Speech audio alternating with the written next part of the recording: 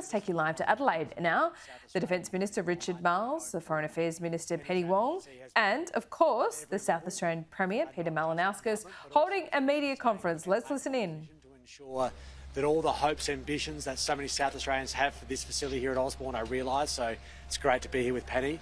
Along with Pat Conroy, the Minister for Defence Industry. Pat's been assiduously working behind the scenes, I know, for many, many months, and he was there speaking to that great detail yesterday. And Brendan O'Connor, whose commitment to employment across our nation and particularly skills is well known and will be essential in the path going forward around skills development here. And of course Louise Miller-Frost, the member for Boothby, whose campaigning efforts were central to Labor forming government at the most recent federal election. And naturally, you'll forgive me for particularly acknowledging Susan Close, Deputy Premier of South Australia, and also the Minister for Space and Defence Industries, who has been working tirelessly at the state government level to see to the realisation of the agreement that I've just signed with the Deputy Prime Minister today. The Deputy Prime Minister will speak to that agreement in a bit of detail in a moment, but from the outset, today is a historic day for our state as we venture into an incredibly important period, not just in South Australia's path, but also the nation's path to national security, peace and prosperity.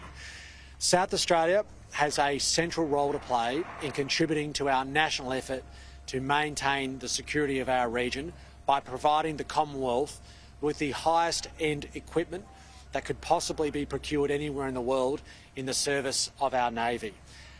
Vice Admiral Mead, along with the Deputy Prime Minister, yesterday announced the most substantial contribution to South Australian defence industry, in fact the national defence industry, in our history.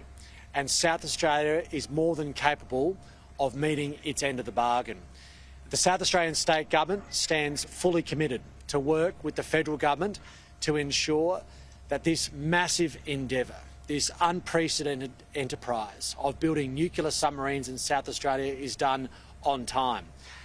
We have the population and the history of naval shipbuilding in South Australia. What we've always needed is a continuous pipeline of work that allows businesses to invest in, but just as importantly, young people to make career decisions around to ensure that we can deliver the workforce of tomorrow.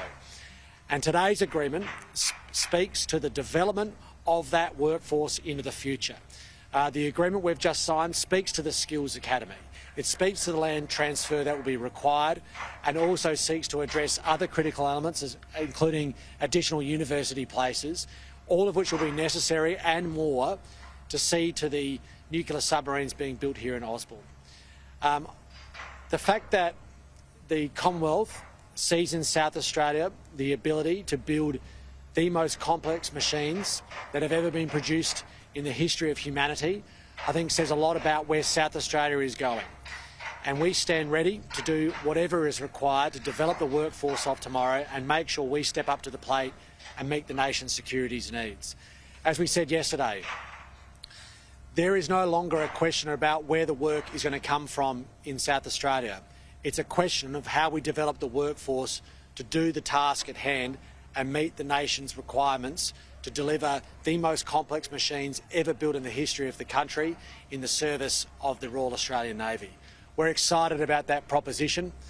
It's one that's been a long time coming, but now we can plan for the future in a more deliberate way than has ever been able to be provided for in the past. So I do want to thank you in particular, Richard, and of course the Prime Minister, for your commitment to South Australian industry, but more importantly, a commitment to ensuring that our Navy has all of the equipment that it requires to preserve the prosperity and peace of our region.